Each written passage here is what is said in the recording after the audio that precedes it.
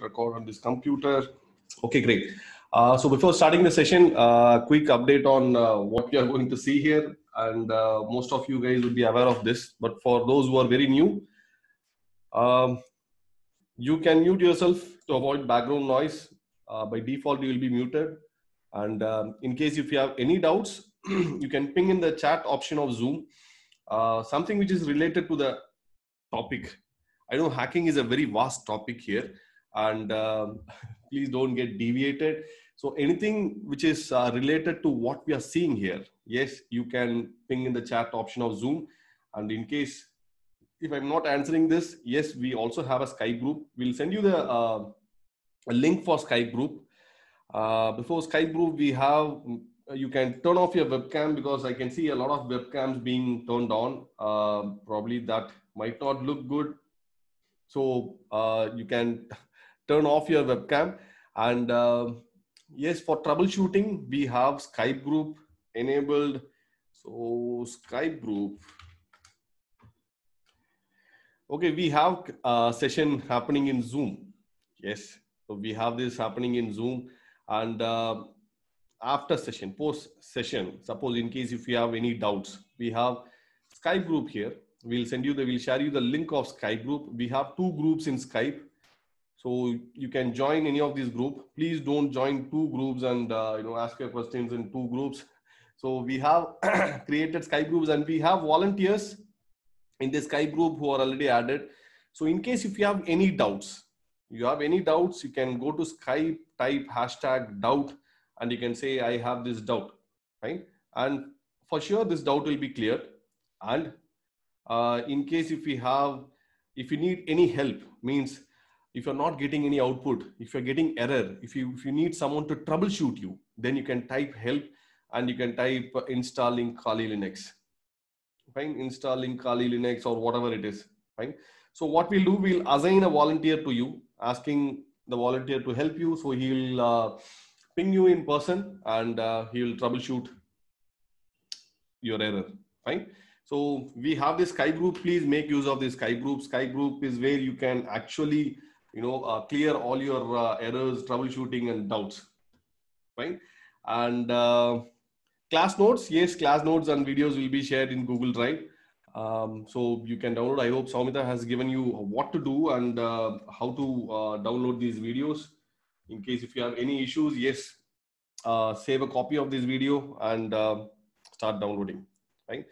And we have attendance as usual. Yes, we have attendance, the link of which will be shared to you on daily basis for 5 days.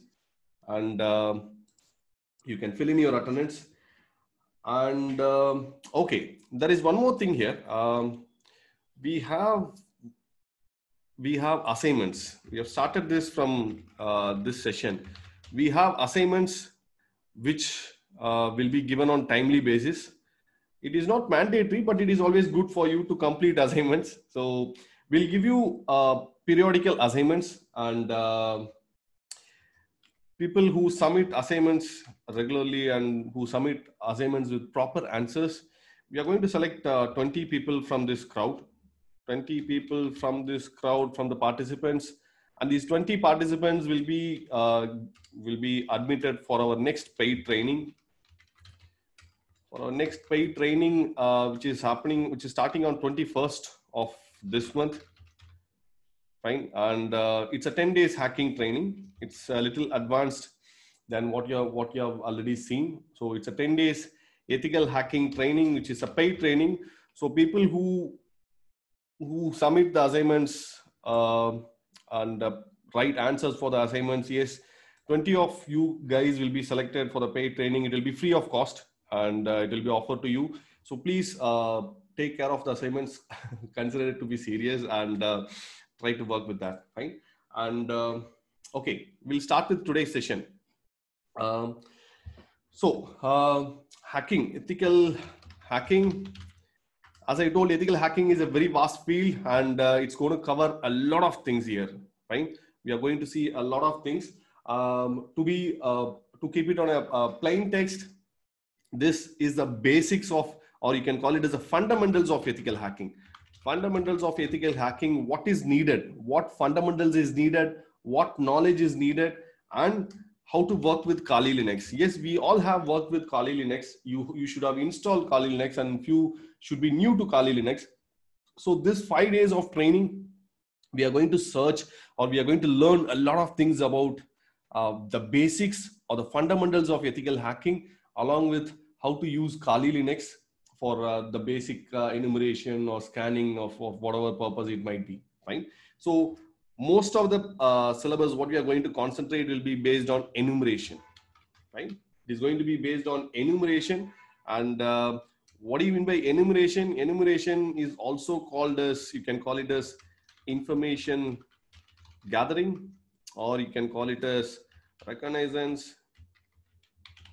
Right? So it is going to be based on this. So what is enumeration? What is information gathering, and what is reconnaissance? Before going to this, first let's see what we need to learn all these things. So first we'll start with the need for virtualization. Right? So what is the need for virtualization? First, what is virtualization? So I hope you all have your laptop here. Yes. Yes, assignments, we will share you the link. We'll share you the link in both Skype, in Zoom meeting, and in Telegram group as well. Yes. So, so this is your lab setup as of now. So you have a Windows 10 computer here. Yes.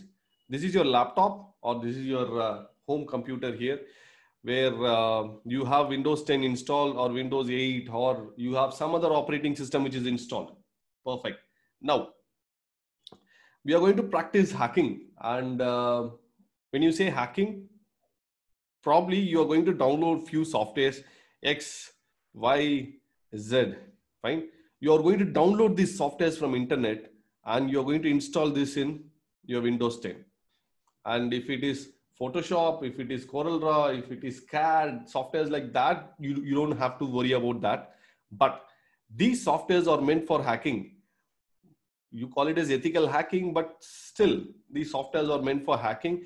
And there are chances that these software X, Y, Z, these softwares can harm your computer, can harm your host operating system. This you call it as host operating system. Why? Because it is always there. It can sometimes cause damage to the files, to the information, or to the entire operating system. Your operating system might get corrupt because you cannot rely on softwares which you download from internet, especially for hacking. So what we do, we go for a safer environment. We go for a safer environment wherein you will have the flexibility to do whatever you want. Fine. Imagine you have a place like this. This is one virtual computer inside your computer. Fine. You have a place inside your computer wherein you can test any software here. And if something goes wrong, it will not affect your host operating system. Your host operating system will be perfectly fine. If something goes wrong, it will be wrong only inside this box, and it will not go outside this. So it is perfectly safe. And what is this? This you call it as virtualization. Virtualization is where I install a software or I install application like VirtualBox. I go for VirtualBox, or in case you want to go for VMware, yes, you can go for VMware. Or in case you want to go for any other type of virtualization techniques, yes, you're free to do. But what we are going to see here is VirtualBox. So I'm speaking about VirtualBox here. Fine. VirtualBox, which is an application, or you can call it as a software. How does it look? I have my VirtualBox here. See here, this is my VirtualBox. This is my VirtualBox, and how many operating systems I have? I have more than 7, 8 operating systems here.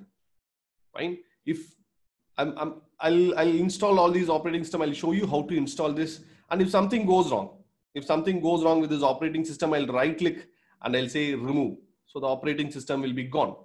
As simple as that. Anything which happens inside this VirtualBox will stay inside VirtualBox. It will not affect your host operating system of Windows 10. Right? So You can use VirtualBox in your Mac. You can use VirtualBox in your Windows. You can use it anywhere. You have different downloads in the Google Drive. What we have shared, we have VirtualBox specific for. We have given the file for Mac. We have given the VirtualBox executable for Windows. So based on your operating system, you can install this. So I'm going to install VirtualBox in my Windows 10, right? And inside VirtualBox, what I'm going to do, we'll install Kali Linux. We are going to install Kali Linux here, fine. And so whatever is happening inside Kali Linux will stay inside VirtualBox. It is never ever going to harm your host operating system here, fine. So you will have the freedom, you will have the flexibility to do whatever you want. You don't have to worry about your system getting corrupt, or your worry about losing your data. No, anything, right? You're perfectly fine to do whatever you want, right? So Kali Linux. So let's imagine like this. Again, we have our Windows 10 here, Windows 10, and I have my VirtualBox, which is installed here in my Windows 10, right? This is my VirtualBox, what I have installed here. And inside this VirtualBox, I have another operating system, which is Kali Linux, right? Which is installed. The best option, or the best use of VirtualBox is like, I can run Windows 10 and I can also run Kali Linux at the same time, right? I can run two operating systems at the same time. So it is like you are creating a lab environment. What do you mean by a lab environment? Lab environment is where, for practicing hacking, you might say, I need 4 computers. I need 3 computers and 1 laptop. Why? Because I have my Windows 10 here. This is my Kali Linux, and this is my Windows 7 machine, and this is my Linux machine, right? So in case, if you want to create a lab environment where you need 4 computers, 1, 2, 3, 4, is it feasible for you to buy 4 laptops or 4 computers? Financially, it is not feasible for us. So what we do, we have 1 computer here with Windows 10, and I install VirtualBox, and in VirtualBox, I install this, in VirtualBox, I install this, and in VirtualBox, I install this. So I run all these operating systems parallelly, fine. And all these operating systems have unique IP address. I can ping from this computer to this computer. I can ping from this computer to this computer. It will perfectly act as like individual computers running in your lab. Perfect. So it is not only a safe environment. Why we go for VirtualBox? VirtualBox, as I told, the need for virtualization, we'll go for VirtualBox. And we have 2 things. One is a safe environment to protect our host operating system. Another one is to create a lab setup, fine? It's to create a lab setup with more computers, fine? So when I want to run, I can run all these operating systems, I have Windows 7 here. When I open this, I double click on this. So what happens? Windows 7, see here, my Windows 10 is running in the background, and I also have my Windows 7, which is running here, fine? So I have this operating system running. Okay, start Windows manually. It runs like a real-time operating system, fine? VirtualBox. So you have so many options which can be flexible, which can create a safer environment, which can create a perfect lab setup for all your lab needs. Okay, I have this Windows 7. I open, see here. So what do I have now? I have my Windows 10 here, which is running, and I have my Windows 7, which is running here. Like this, if I open one more operating system, yes, I can run multiple operating systems based on my system requirement, right? That is based on your system requirement. What system requirement? Say in case if you are using i3 processor, probably you can run one host OS, and you can run one OS in your virtual OS, right? One host OS is your Windows 10. Along with that, in your VirtualBox, I mean, like you can run one virtual OS, that is Kali Linux. If you're using i3 processor with 4 GB or 8 GB RAM, 8 GB RAM. And in case if it is i5 processor with 8 GB RAM, probably you can go for this. You can push for i5 with 8 GB RAM, then probably you can run 3 virtual operating systems. That is possible. And in case if it is i7 with 8 GB or you have 16 GB of RAM, then you can go for up to 5 virtual OS. So my configuration, my computer configuration here is I have my i7 processor with 16 GB of RAM.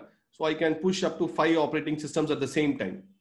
And if it's a government laptop, if you're using a government laptop with 4 GB of RAM, then probably again one host OS along with one virtual OS, right? When you turn on the second virtual operating system, probably your system will hang. So you have to know your system configuration, and based on that, you will have to install VirtualBox operating system and run this, right? So this is with need for virtualization. Moving on with why we need Kali Linux.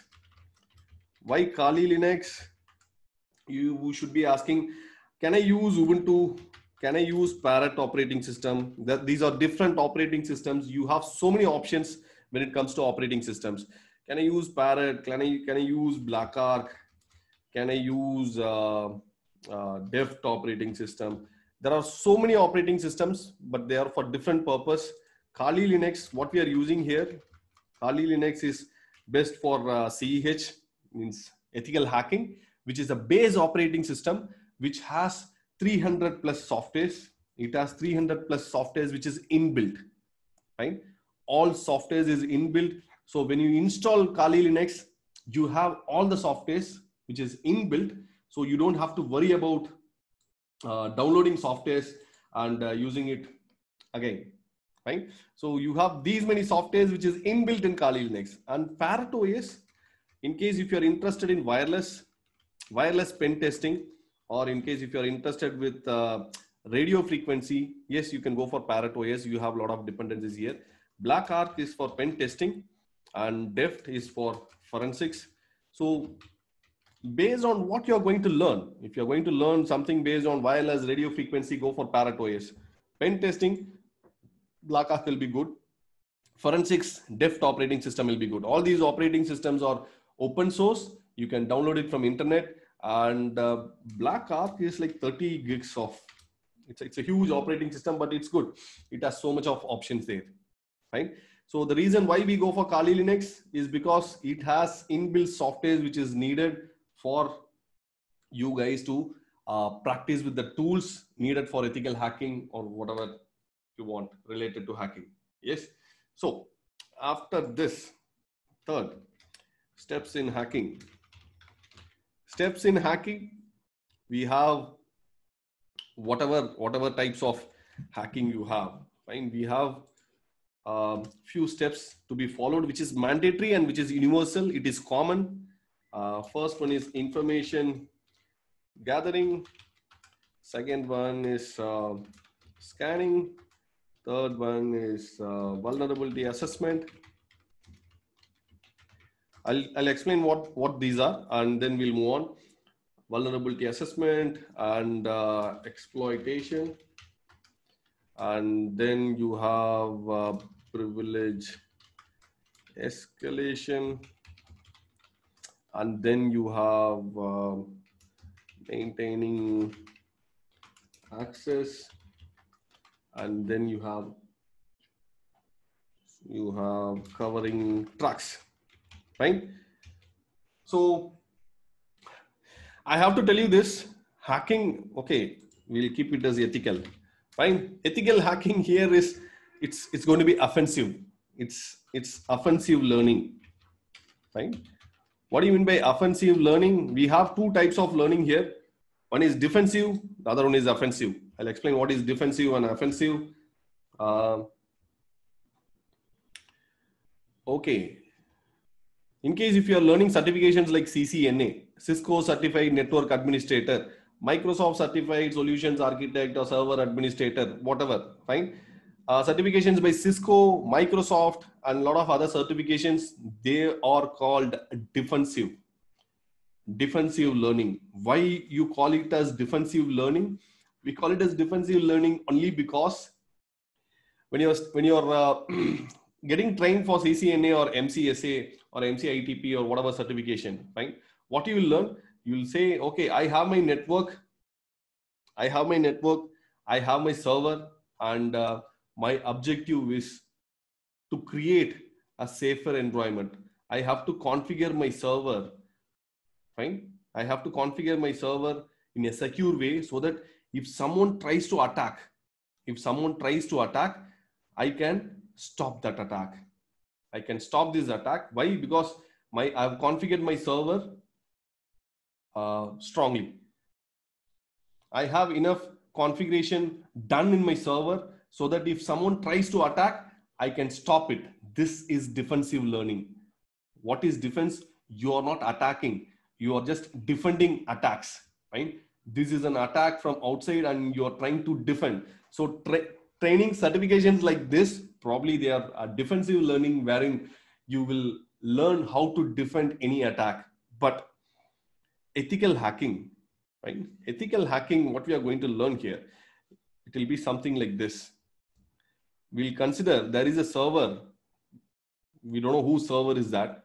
There is a server here and we'll try to learn how to attack this server, right?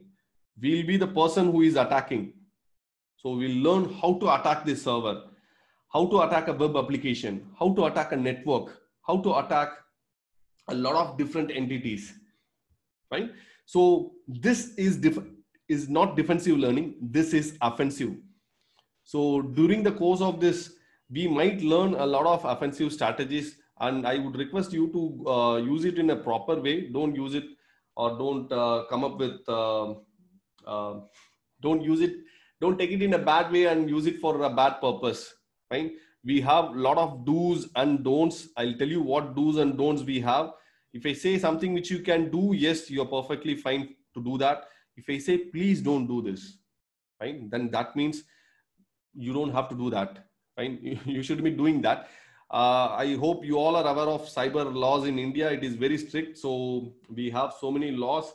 So I don't want you guys to do something which is bad and end up in trouble, because ethical hacking is offensive learning for sure. So the techniques, what we are going to learn, and what is being shown here, I'll show you probably the things which you can do. Don'ts, I should be avoiding that, but still use it for a wise purpose, right? So this is offensive learning, and information gathering is the first step of hacking, ethical hacking, right? So we'll take any one participant here. Okay, let me take who is here. Okay, we'll take Akash. There is one person called Akash Garg. Fine, Akash. Fine, we'll take this person, Akash. Now Akash is our target. This is Akash Garg, right? If this is our target, right? And we are a group of people here. And we are 20 people here. What is our objective? Our objective is to kidnap Akash. We need to kidnap Akash, right? And what we know, we only know the name. We only know the name as Akash Garg. We don't know anything else. So what will be our first step? Our first step will be information gathering. This is a non-technical example. Later, I'll tell you a technical example of how we can proceed with this. Information gathering. First, we'll try to learn who is Akash, from where he is from, what is he doing? Is he a student or is he a working professional? Is he from India or from somewhere else? If he is from India, from which city he is from? This is information gathering. When you're performing information gathering against your target, right? You're performing information gathering against your target. your target will not be aware that you're gathering information. This is called passive information gathering. Passive information gathering is where Akash will not be aware that a group of 20 people is gathering information about him. So first step is information gathering. Second step is scanning. What do you mean by scanning? Scanning is where we get additional information. Okay, now we know Akash is a working professional. He is from Mumbai. He is a working professional. He works for CTS. And what information do we get in scanning? In scanning, we analyze his home address. We find his home address, and in scanning, we find additional information like this. Okay, Akash, he starts from home by 8:40 a.m. and he drives his car. Fine, he drives his car and he goes to office, which is in this place, and later 6:30 p.m. he returns back through this particular route and he reaches his home. This information we get in scanning. Fine. Third is vulnerability assessment. What do you mean by vulnerability? Vulnerability is weakness. Vulnerability is weakness. Now, what you're going to see, now knowing who is Akash, where he is working, and what is his what regular hobbies he have. Now, the next option, what we have to do is to find out what he is weak for. He might be weak to a lot of things. No offense. He might be drinking. He might be addicted to gambling or anything. Fine, anything. We'll assume Akash is vulnerable to gambling. Fine. He gambles a lot with money. That is his weakness, and we have found this. And why do we find a weakness of this particular target? Only with this weakness, fine. Only if you identify a weakness in your target, you can move on to the next phase of hacking, which is exploitation. Exploitation. So what is vulnerability? Vulnerability is weakness. Perfect. What is exploitation? Exploitation is actual attack. Fine. So what we do, we all slowly approach Akash, and we tell him there is a perfect spot in Mumbai for gamblers, and we all have big shots coming there. We slowly poison him, like ARP poisoning, DNS poisoning. Fine. We slowly poison him with a lot of bad things in his mind, and then we exploit Akash. Fine. We exploit Akash, and Akash now he is totally addicted. And the next step is privilege escalation. What is privilege escalation? Privilege escalation is where once we were like unknown people to Akash. We were strangers, right? We were strangers to Akash, but after exploiting him, we become his close friends. So whatever we say, he is going to believe. We have become very close, right? That is privilege escalation. And then is maintaining access. What is maintaining access? In case if I want to exploit, if I want to attack Akash again, I should not go with from step number 1 to 2, 3, 4, not like that, because now I have become very close to Akash, and anytime whenever I want to exploit him, yes, I can exploit him. And last is covering tracks. Now, what do you mean by covering tracks? Covering tracks is where Akash co-workers, Akash family members should not be aware that these 20 people ruined Akash's life. So any evidence which points back to us, we'll try to erase, right? This is a non-technical example of what steps do we have in hacking: information gathering, scanning, vulnerability assessment, exploitation, privilege escalation, maintaining access, and covering tracks. I'll tell you a technical example of this. Technical example. Oh my God. Technical example. And yes, it is very obvious. All of you guys will be choosing your own target, right? We'll choose our own target. Your target can be your target. It can be your college website, or it can be your company website. We'll try to or any website which is not. Don't choose Google. Don't choose Facebook. No, not like that. choose any target website which is feasible and which is good, right? So based on this, we'll try to follow all these steps here, right? Not exploitation. We are trying to concentrate. We are trying to emphasize more on information gathering, because you have so much of stuffs in that. And we'll also try to concentrate on vulnerability assessment. That is where you can find the weakness of your targets. And what we'll try to do, we'll try to report it to your college website or to your company as a bug submission, which can be good and which will be appreciated. Fine. So you have to choose your target. My target here is abc.com. It is abc.com. Fine. What do you know about abc.com? abc.com, now you know, okay, this is a site. This is a website and you don't know anything about this. Or we'll take a more realistic site. Do you guys have any target, any site which I want to take?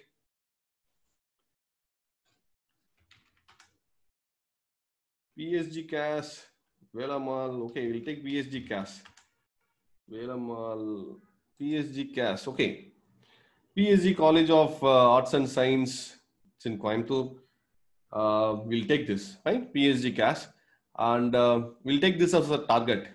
If this is your target website, this can be any website, whichever you want to prefer, psgcas.ac.in. Now, what is information gathering? Information gathering is trying to find out, okay, this PSG CAS, when it was created. Do you know when it was created? When this website was created? When this website is going to expire? Or then it can be like what server they are using? PSG CAS, what server they are using? What is the IP address of the server? How many subdomains they have? How many other domains they have? And what technologies they are using, whether they're using PHP or what type of technologies they are using. Fine. These and a lot of other information can be information gathering, fine, which we'll try to find. So now we know, yes, we have a site called PSG CAS, and you don't know anything about this site, fine. You don't know anything. You know, this is a college website, perfect, but you don't know what technologies or what servers or what information about this. We are not very sure about this. Yes. So we'll try to find. What is scanning? Scanning is trying to find out open ports. Which ports are open? I'll tell you what is ports. What can you do with open ports? How open ports can be exploited? We'll discuss this. But as of now, we'll try to find open ports. We'll try to find running services. What services are running? What ports are open? A lot of information like this. Vulnerability assessment. Okay.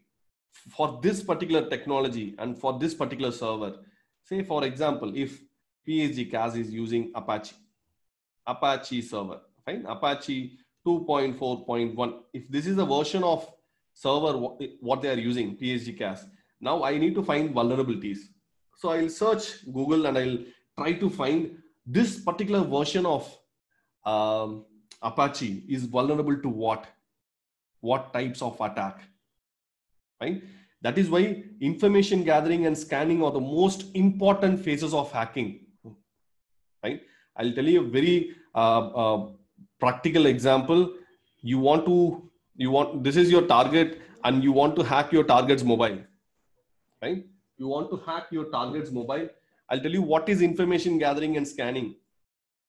Information gathering and scanning, which means to know whether your target is using iPhone or whether your target is using Android. This is information gathering. Why is it very much important? It is important because if he is using iPhone, then you can use a tool called X. If he is using Android, then you should be using a tool called Y. Fine. Without knowing whether it is iPhone or Android, you cannot use a tool called Y against him. And if you don't get the output, you might be wondering, okay, there is something wrong with the tool. So information gathering and scanning are the most important and most essential part of ethical hackers to gather as much of information, right? So PSG CAS, I need to find out what server they are using, what technology they are using. And from that, I need to identify what type of vulnerabilities do they have. And with these vulnerabilities, I'll move on to the next phase of exploitation, wherein I attack, Fine. And what is privilege escalation? Say, for example, this is PSG server. Fine. I have attacked this. I have compromised this as a guest account. Fine. From a guest account, in case if I'm escalating my privilege from guest account to admin account, that you call it as privilege escalation. Fine. Privilege escalation. What is maintaining access? Maintaining access is where, okay, I have attacked this server once. I've attacked this server once.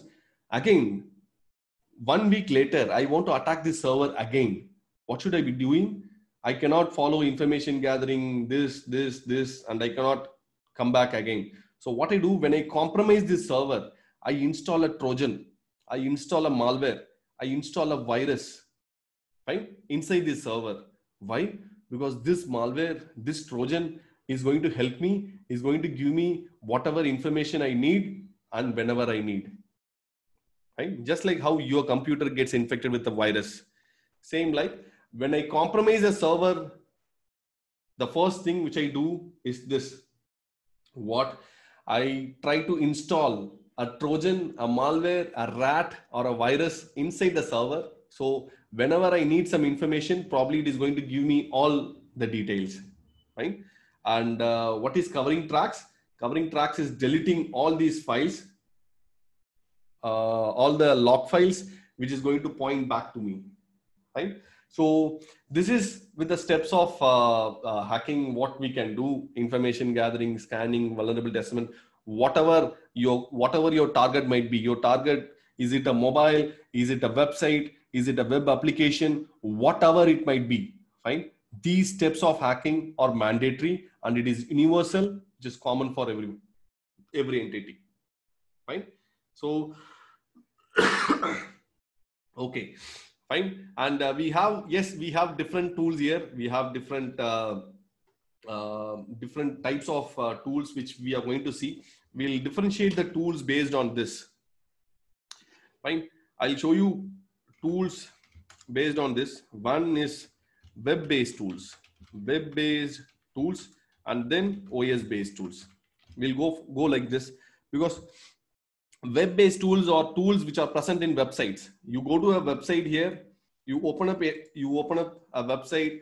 I can give you a lot of websites which can give so much of information. Fine. So we'll go for website-based tools and we'll also go for OS-based tools. Now coming back to this, so the first to do of today is to install Kali Linux in VirtualBox. Fine. You first need to install Kali Linux in VirtualBox. So when you open up your VirtualBox, I think VirtualBox is very simple to install. So when you open your VirtualBox here, you'll have this option called New. Fine. I'll go very slowly. Please listen to this carefully. You'll have to go for New, which is here. When you click on New, it is going to ask the name of the operating system. In case if you have VMware and if you have knowledge of using VMware, you can use VMware. That is perfectly fine. Right? So you have to give the OS name. OS name can be anything. This is for your reference. Whatever name you're going to give here, right? Whatever name you're going to give here will be displayed here. So I can give any name. I'll give Shanks Kali Linux, Kali Shanks Kali, and the type of operating system is Linux, and the version is Ubuntu 64-bit, right? Ubuntu 64-bit, Linux, Ubuntu 64-bit. Next, and as I told, I have 16 GB of RAM. Fine. And by default, you will have 1 GB assigned, 1 GB of RAM assigned to your Kali Linux. In case if you have 16 GB, the green color, what is being shown here, this green means that is recommended. You cannot give more than this, which is not recommended. Fine. So it is okay to give 1 GB of RAM. In case if you have only 4 GB of RAM for your computer, 1 GB would be more than enough. But since I have 16 GB here, I might give, I would prefer giving 3 gigs of RAM. So 3 GB of RAM. And Next. You don't have to change anything. Create. Next. Next. And by default, it is allocating 10 GB of space, hard disk space for Kali Linux. 10 GB would be more than enough. And create. So once if you have created, see here, I have my Shanks Kali here. I've created this. After creating this, you should have downloaded the Kali Linux ISO file, what we have shared in Drive, and it should be in your computer. So when I start this,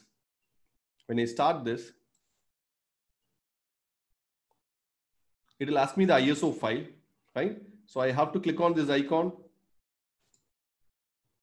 and you'll have to go to add, and I have my Kali Linux in this folder. So I'll select this. This is my ISO file, open, and I'll choose and start, right? Choose and start. Now you can run it live. As of now, you can run it live so that the OS will be fast. I'll have to go for the first option, live, enter.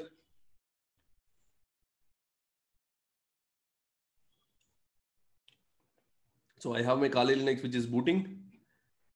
In case if your screen is very small, what you can do, you can go for view here, view, and go to scaled mode. Click on scaled mode at the top and switch. And now it will be like a box like this. Now double click on the tab here, double click. Now you'll have the full screen of Kali Linux, right? So this is your Kali Linux login screen. And as I told you, you have so many options.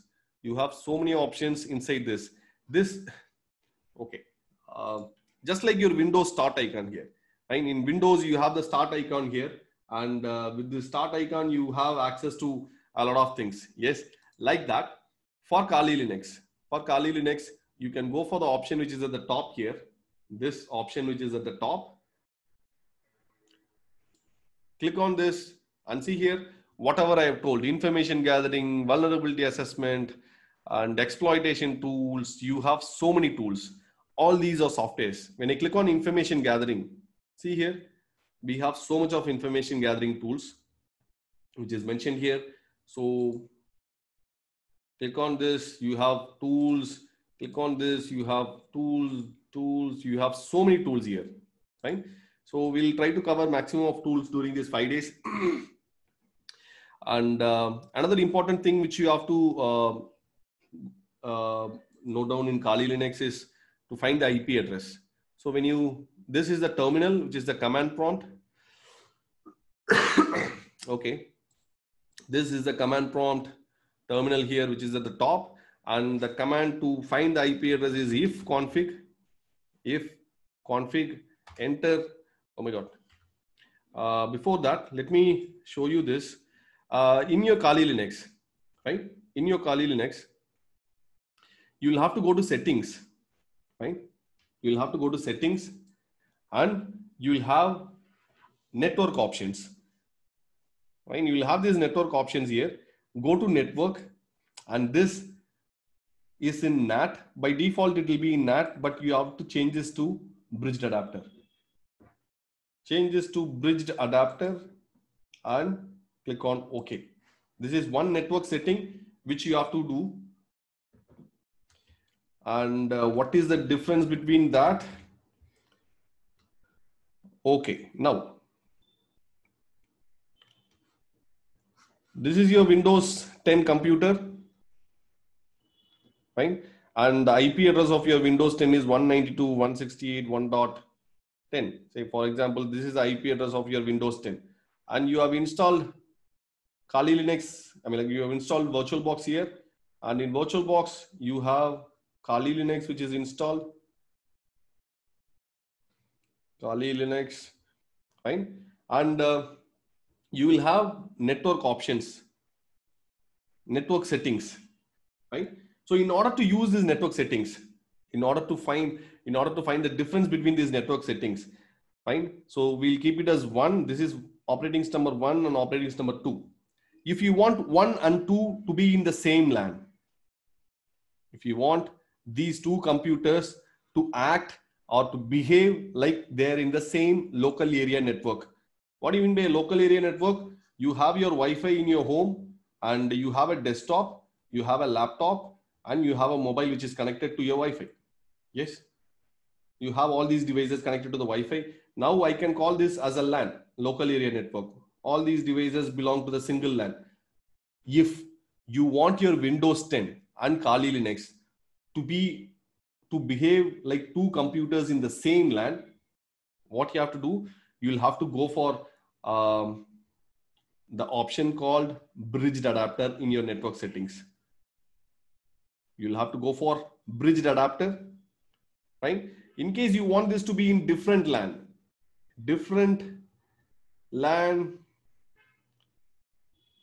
then you can go for, one second. Then you can go for this option called NAT, network address translation, right? You can go for this option called network address translation, which is okay. But here the recommended setting is bridged adapter, so that you can,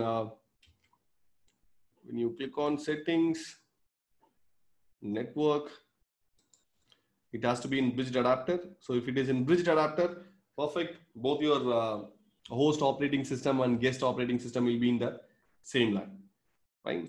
And okay, so first try to install Kali Linux in VirtualBox.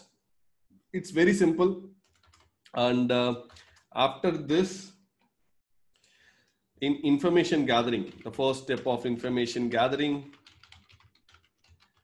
we'll start with information gathering of how to gather information with sites like this. We'll go for Google, we'll go for GitHub, and we'll go for Shodan.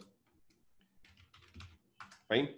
These three websites, Google, GitHub, and Shodan, I'll tell you how to extract information from these websites, how many sensitive informations are present, how to use these three websites in a proper way to find out a lot of information about your target website. And fine, because these three are very common when you go for hacking, when you go for pen testing, even when you go till forensics. Fine, these three websites will be most commonly used. And the amount of information which is present in these three websites are huge. To start with, we'll start with Google. Fine. Google and okay, PSGCast. This is our target here. Yes. So this is our target. What we'll do, psgcast.ac.in. This will be our target. I'm using Google. What I can do, I can search only like this. I'll give the domain name and I'll search. Okay, do we have the college website? Yes, perfect. We have this. Now, I want to find the login pages. I want to find, as an attacker, what will be my first objective? To find the login page of PSGCast. So I'll type in URL, login, in URL, login, in URL, login, enter. Yes, we get login, but we are not getting in PSGCast. We need the login page of PSGCast. So what I do, I go here and I type site psgcast.ac.in. Right? Enter. Okay. psgcast.moodle. Forgot password. Admissions. Okay, this is one. Okay, we'll go for this. Okay, PSGCast. We have the login page here. Okay. So this is something which you need to understand what these keywords are. Right? Using proper keywords like this, we get exact details. I'll show you this. We'll try to search admin login pages from Pakistan. If my objective is to find my objective is to find all admin login pages from Pakistan.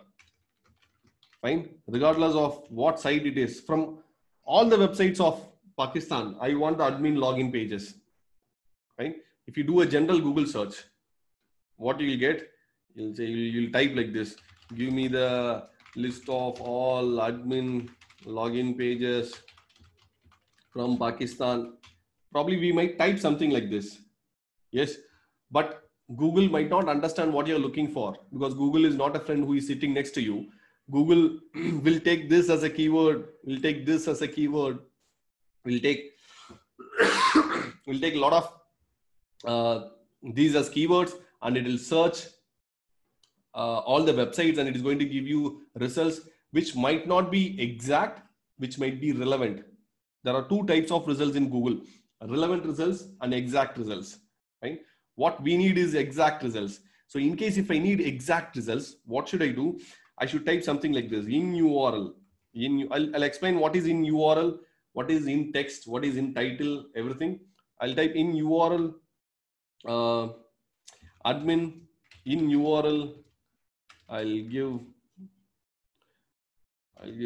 login, and I'll say site PK. Site PK is Pakistan, right? Site PK, enter. See here, admin login page, Pakistan. Admin login, Pakistan. Admin login, Pakistan. Admin login, Pakistan, right? This way of accessing Google is called Google Docs, right? You call this as Google Docs. Google Docs is one efficient way of accessing Google. Okay, Google Docs. Google Docs is a set of keywords with which you can access Google to get exact results, right? So what are these keywords? We have in URL, we have in text, we have in title, you have file type, you have site, you have all in URL, you have all in text, right? You have, I think this will be more than enough. So in URL, in text, and in title, file type, site, all in URL. Say in case if I'm looking for PDF documents, right? PDF documents related to hacking. So I'll type file type is PDF, in text is hacking. File type is PDF. I want only PDF documents which has more number of words called hacking. So in text is hacking. Enter. Probably you should be getting all PDF documents. PDF, PDF, PDF. Right? It is all PDF document. You will not get any other document. You will get only PDF documents. If you understand Google Docs, you can use Google Docs. As I told you, you can use it for bug hunting. You can use it for pen testing. You can use it for forensics. You can use it for a lot of different purpose, right? But you need to understand how to properly, how to use these Google Docs, how to understand these Google Docs. Once if you understood these Google Docs, excuse, it is not only for hacking, it is for a general purpose of searching something in internet. If you know to use Google Docs, then you might get results for anything and everything in internet. If that is present in internet, for sure you'll get that with the help of Google Docs, right? So I'll explain what Google Docs is in the coming sessions. I'll say how to understand Google Docs, what is the meaning of in URL, in text, in title, file type, and how to use this. With the help of these Google Docs, how to find sensitive information about your target, right? How to find sensitive information about your target, how to extract that, and how to find and how to report it to them, so that you can make use of information gathering in the most best ways, right? And after this, we'll move on to tools. With Kali Linux, I'll explain what tools we have to use to enumerate information for subdomains and for vulnerability assessment, which tools can be used best, and how to use these tools to get most information out of your target, right? So I hope the introduction for today is was okay, and I again, it's a mixed crowd. I don't want to move ahead technically very fast, so I'm taking it on a generalized basis. And I hope in 5 days of time you will get enough information of what steps is involved in hacking. Fine, and thanks a lot. We'll meet tomorrow then. And the attendance link, I hope Soumita will share you now. Fine, thank you. We'll meet tomorrow then. Bye bye. Today we don't have any assignments for sure. It will be shared with you from tomorrow. And yes, we will also tell you where you have to submit your assignments, in which link, and based on that we'll see the evaluation for the assignments as well. Fine, thank you.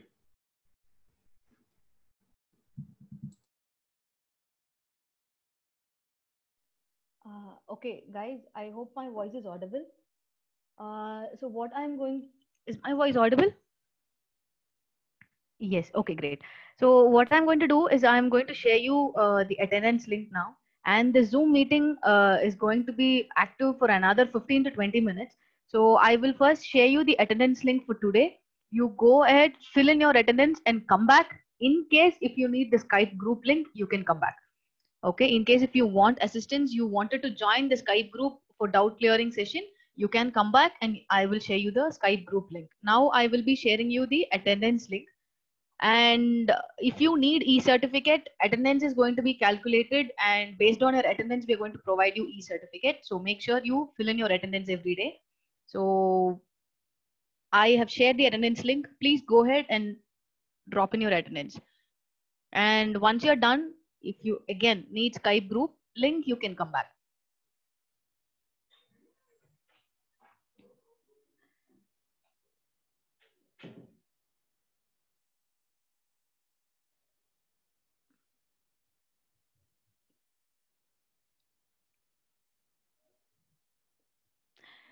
Minimum criteria for attendance, see, this is a 5-day training. It would be great if you have given attendance at least for 3 days, at least for 3 or 4 days.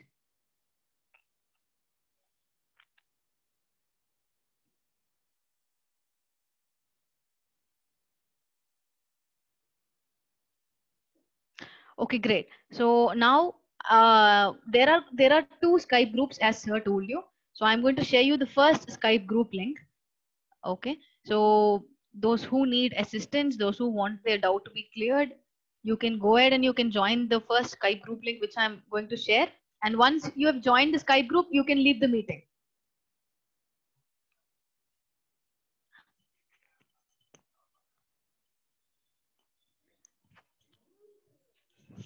Okay, so Skype group again, I request you, it is only for asking doubts and it is only for asking your queries and for troubleshooting. Apart from that, please avoid all your good morning text, good night text, and please avoid chats. And we also request you not to communicate with any participants privately. Yes, so I hope this is going to be professional. So the Skype group link, yes, I've shared you the first Skype group link. You can go ahead and you can join the Skype group, and if you've joined the Skype group, you can leave the meeting.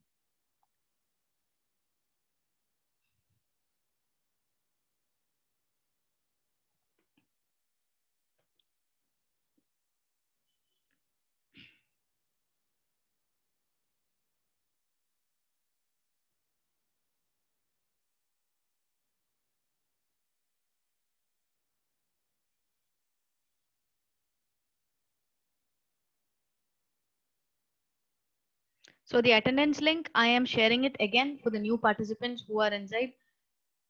Attendance link, yes, it is done.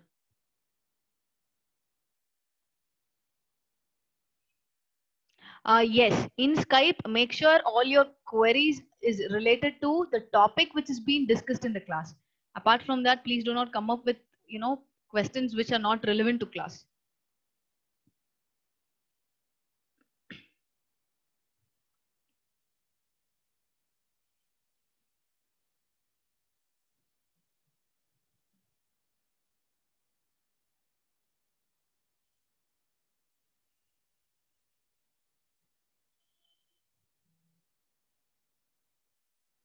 Skype group link is not working because too many participants are trying to join the group at one time. So I think you should give it some time and then join. I'm going to stop the Skype group invite link in some time because I hope there are already 200 plus participants in lab 1.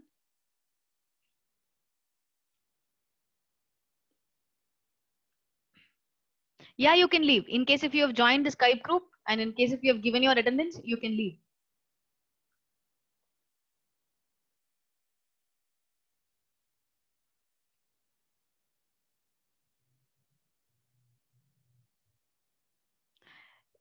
There is no particular purpose of lab 2.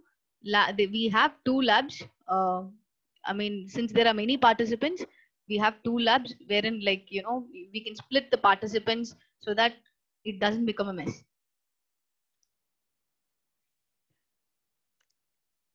And again, please use the Skype group only for doubt clearing session, and, you know, avoid replying to other participant messages. That is the main thing. Please do not reply to other participant messages.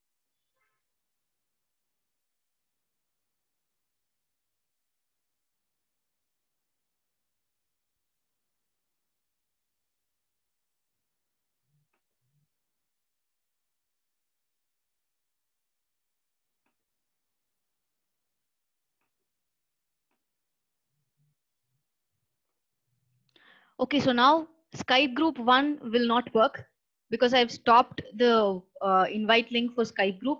Okay, Skype group 1 is not going to work. So now for people who wanted to join the Skype group, you can, if you really wanted to join, if there are some people who wanted to join, you can ping me so that I will share you the group 2 link.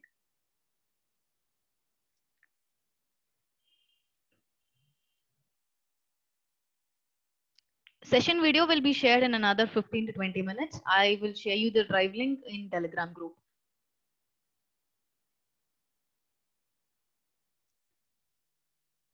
Criteria for selecting those 20 people based on the assignment, how you submit it, based on your results, how accurate you are with your results.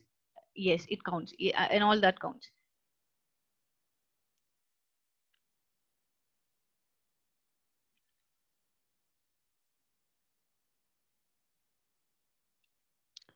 As sir told you, today you don't have particular assignment to do. You have to just go ahead and install your Kali Linux tool, and you can work on all those information gathering stuff.